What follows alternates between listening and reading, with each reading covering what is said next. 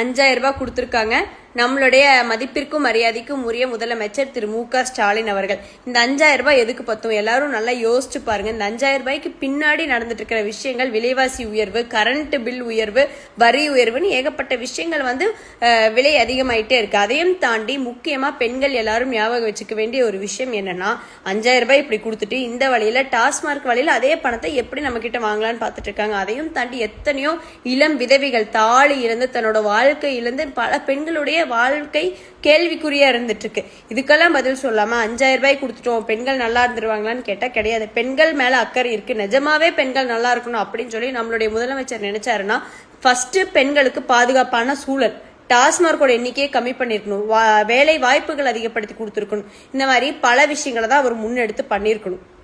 அதையும் தாண்டி மகளிர் எல்லாரும் யோசிக்க வேண்டிய ஒரு விஷயம், தயவு செஞ்சு இந்த 5000 ரூபாய் நம்பி மறுபடியும் ஓட்டு போட்டீங்க அப்படின்னா மறுபடியும் 5 வருஷம் நம்ம தான் கஷ்டப்படணும். இந்த 5000 ரூபாய் நான் எப்படி பாக்குறேன்னா, எலி பிடிக்கிறதுக்கு முன்னாடி அதுக்கு ஒரு பொறி வைப்பாங்களே, அதுக்கு பிடிச்ச மாதிரி தேங்காய் எல்லாம், அந்த மாதிரி தான் இந்த 5000 ரூபாய்.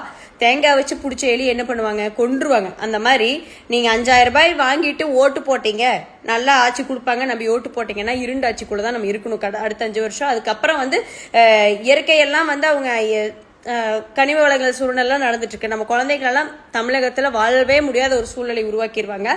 எல்லாத்தையும் ஞாபகம் வச்சுட்டு இந்த 5000 ரூபாய் எதுக்கு அப்படிங்கிறத டீப்பா திங்க் பண்ணி பாருங்க. நன்றி, வணக்கம்.